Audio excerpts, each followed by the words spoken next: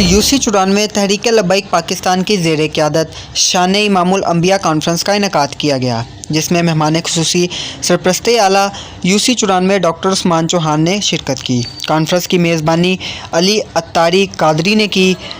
इलामा इकरामुल हक और उलमा इकराम ने भी खुसूसी शिरकत की। साथ ही साथ नात ख्वां हज़रात ने भी शिरकत फरमाई। नाज़मी आला UC 94 कारी मोहम्मद अशरफ पारसी रिजवी ने कॉन्फ्रेंस से मुख्तसर खिताब भी फरमाया। कॉन्फ्रेंस के अख्ताम पर लंगर का खुसूसी इंतज़ाम भी किया गया।